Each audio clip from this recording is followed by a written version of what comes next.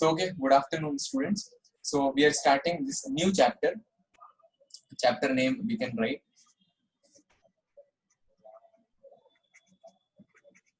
permutations and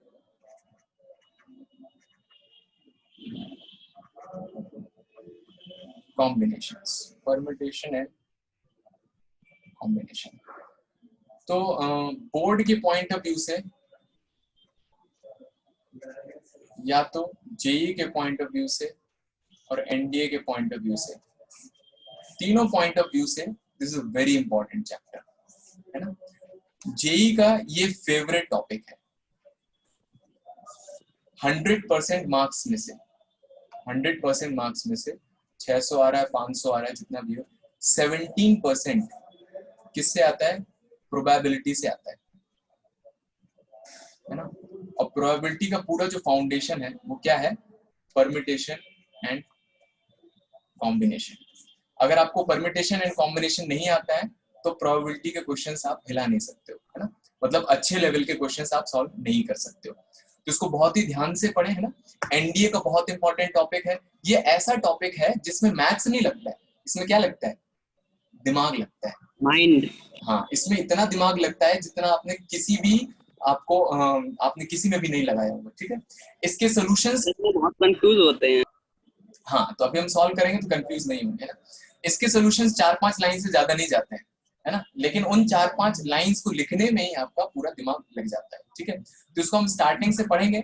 depend करता है कि आपने कितने क्वेश्चंस लगाए हैं। इस पे कम से कम जेई के लिए तो आप ऐसा मान लीजिए 500, 600, 1000 क्वेश्चन, जितने क्वेश्चन लगाइए उतने क्वेश्चन कम है इसके लिए, ठीक है। तो इतने क्वेश्चन हमें काफी प्रैक्टिस करनी पड़ेगी। बोर्ड में जो है आपका सिंपल लेवल का दिया हुआ है, सिंपल, लेकिन उसमें भी काफी दिमाग लग जाता है, ठीक है। तो ये तो मैं पढ़ाऊंगा और भी कुछ एक्स्ट्रा पढ़ाऊंगा, तो इसमें सारी चीजें हम देखेंगे। तो ये चैप्टर का नाम डाल लीजिए। इसको शॉर्ट में बोलते हैं कई जगह पर PNC।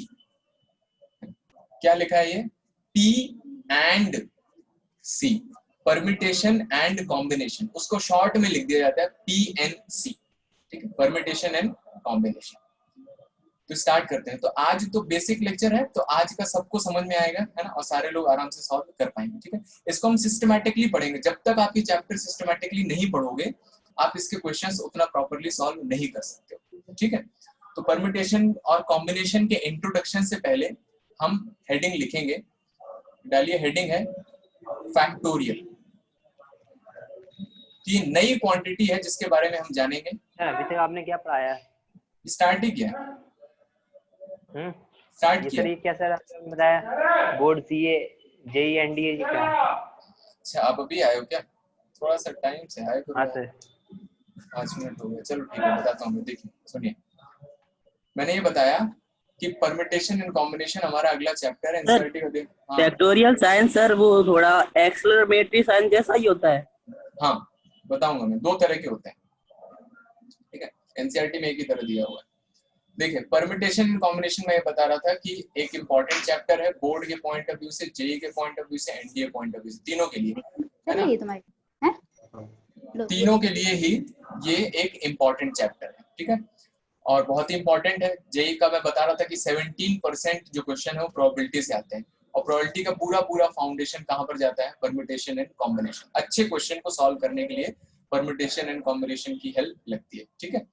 तो हम स्टार्ट करते हैं। तो परम्यूटेशन कॉम्बिनेशन स्टार्ट करने से पहले ये एक कॉन्सेप्ट है फैक्टोरियल, तो ये देख लेते हैं हम कि फैक्टोरियल क्या होता है। फिर उसके बाद ये कंप्लीट हो जाएगा, उसके बाद हम परम्यूटेशन एंड कॉम्बिनेशन में जाते हैं, क्योंकि फैक्टोरियल का यूज होता है परम्यूटेशन एंड कॉम्बिनेशन में, ठीक है। तो फैक्टोरियल क्या होता है? तो देखिए, फैक्टोरियल क्या होता है? ये एक तरह का फंक्शन है, ठीक है, एक तरह का फंक्शन है। तो ये फंक्शन क्या करता है वो देखते हैं, ठीक है। इसको कैसे रिप्रेजेंट करते हैं? फैक्टोरियल है, जैसे बहुत ही सिंपल एग्जांपल के लिए लिख लीजिए, रिप्रेजेंटेड एज n। जैसे n कोई नंबर है तो उसके आगे ऐसे एक्सक्लेमेटरी साइन लगा देते हैं, ठीक है, उल्टा i, या फिर एक एंगल जैसा लगा देते हैं और उसके नीचे n लिख देते हैं, ठीक है। ये दोनों को ही क्या पढ़ते हैं? ये होता है। सर ये सेकंड वाला कैसे पढ़ेंगे? ऐसे ही पढ़ेंगे दोनों को। फैक्टोरियल n, दोनों ही क्या है, फैक्टोरियल। सर ये सिंबल है जो फैक्टोरियल का है। हाँ, फैक्टोरियल n। जैसे एग्जांपल के लिए, और सर ये एन एक्सक्लेमेशन का साइन था, ये क्या है? पहले सुन लीजिए है ना, फिर आपको क्वेश्चन का टाइम दिया जाएगा, सारी चीजें मैं एक एक करके एक्सप्लेन कर रहा हूँ, ठीक है। तो ये भी फैक्टोरियल है और ये भी फैक्टोरियल है, दोनों को ही फैक्टोरियल बोलते हैं, इसलिए मैंने बताया ना, factorial this is represented as, कैसे, n के बाद न्यू चैप्टर स्टार्ट कर दिया सर। हाँ सुनो, समझ में आएगा, अभी स्टार्ट ही किया है मैंने, ठीक है।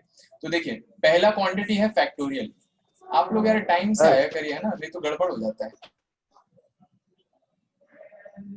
ठीक है। हाँ देखिए, तो मैं क्या बोल रहा था, अभी स्टार्ट ही किया है, पहला चैप्टर का मतलब इस चैप्टर का पहला टॉपिक है फैक्टोरियल।